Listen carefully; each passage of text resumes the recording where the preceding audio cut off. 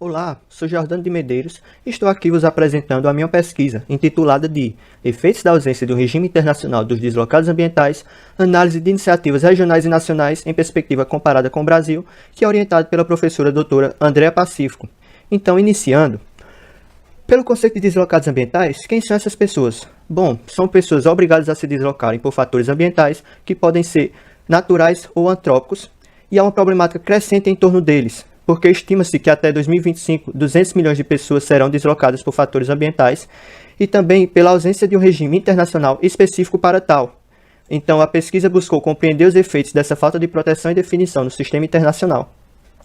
Dentre os objetivos da pesquisa está analisar os efeitos das lacunas existentes no regime internacional para os refugiados, comparar políticas existentes ao analisar como são implementadas e sugerir medidas para criar um novo regime internacional ou alterar o existente, bem como também trazer à tona a situação desses indivíduos na busca de uma proteção. Dentre os métodos, o método de abordagem foi o dedutivo e, para o procedimento, o comparativo. Para o levantamento de dados quanto e quali, o procedimento técnico foi o bibliográfico, e foram analisadas iniciativas de alguns países que vocês verão adiante, bem como iniciativas interestatais existentes. Então, nos resultados alcançados, se tratando de leis existentes, com exceção do Sudão e da República Democrática do Congo, foram encontradas leis para lidar com os desastres em todos os países. No entanto, por não serem específicas para os deslocados ambientais, elas somente asseguram itens básicos e o realocamento dessas pessoas em casos necessários. Se tratando de iniciativas nacionais, planos de ação foram encontrados nesses países que se seguem, e apesar das peculiaridades de cada um, em suma, eles visam aumentar a resiliência climática por meio da prevenção e da redução do risco de desastres, mas não há dados muito conclusivos sobre a correta implementação desses planos de ação. Então, dentre os programas, na África, entre os países pesquisados, a Etiópia é o único país que possui programas que, de certa forma, lidam com a problemática trazida por fatores ambientais, como as secas. Na América, dentre os que se destacaram na pesquisa, a Argentina possui um conglomerado governamental que tem a função de prevenir e lidar com os desastres, enquanto o Brasil possui órgãos que lidam com os desastres apenas e prestaram assistência, por exemplo, nos desastres de Brumadinho e Mariana.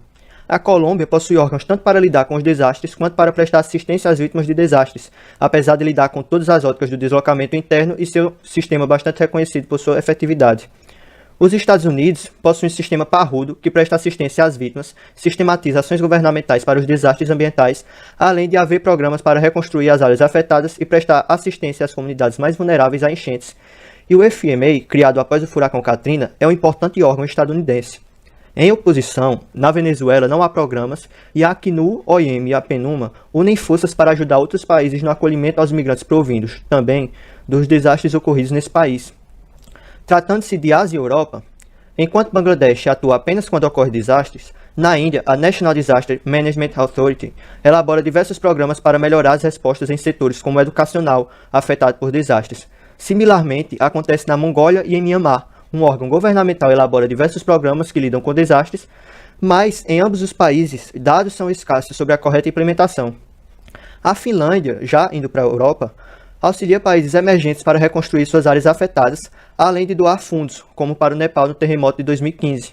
E a Suécia busca orientar e fornecer esforços para a redução do risco de desastres, compartilhando dados coletados principalmente com a União Europeia.